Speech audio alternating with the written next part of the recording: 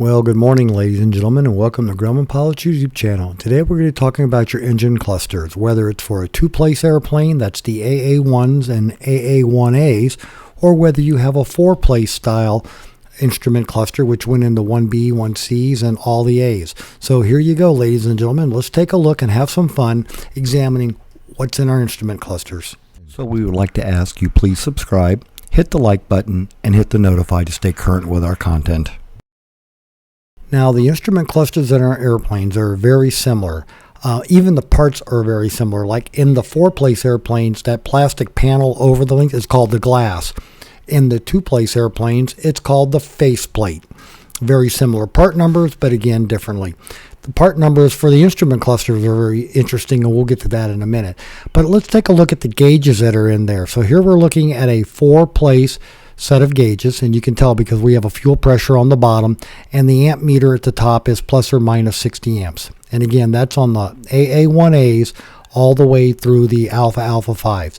So you have a 60 amp alt meter on the top, then you have oil temperature up to 260 degrees, oil pressure from 0 to 100, and fuel pressure from a half a pound to 10 pounds.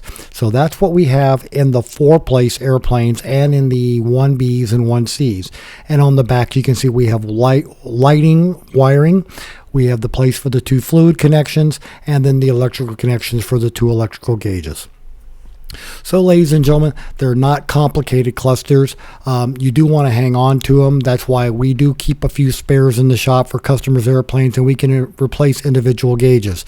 Now, here's what you have in the two-place early models, Yankees and the 1As.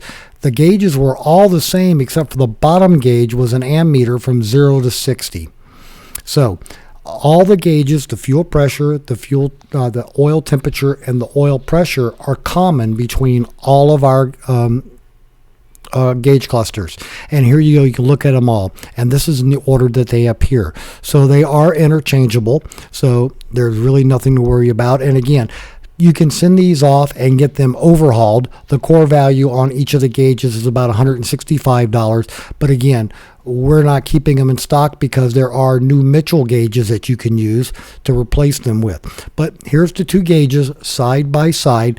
And again, remember that the fuel pressure, the oil temperature, and the oil pressure gauges are common between all the airplanes. The ones that differ are the ammeters, the 0 to 60 in the 1A and the original Yankee, and then the plus or minus 60 amps that's in the 1B, 1C, the Travelers, Cheetahs, and Tigers. So that's how they all go together. Now, let's take a look right here at the Mitchell gauges. And one of their big features is, one, you have no flammable fluids coming into the cockpit. That's because there's a transducer on the other side of the firewall that sends an electrical signal for the meter to read. So we don't need to bring in the fuel pressure or the oil pressure into the cabin anymore. The other nice thing about the gauges for the Mitchell is you can have more than just the standard four. They have other gauges that you can add. Their backpack clusters can be like this, a 1x4. They can be 2x3. They can be vertical, 4x1, 4x5. There's a lot of different ways that you can orient that back plane and add some additional gauges at the same time.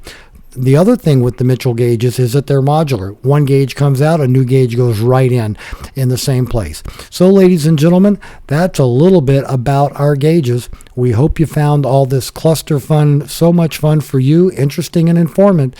Thanks for watching, and have a great day flying your Grumman. Let me apologize for the lighting, because a lot of times I don't have time to go turn on a light when I want to film them playing with paper on the floor or wrestling with each other. A lot of times it happens in the wee hours of the night, and I just can't throw enough light on there. So please accept my apology and enjoy their antics and their fun. Thank you.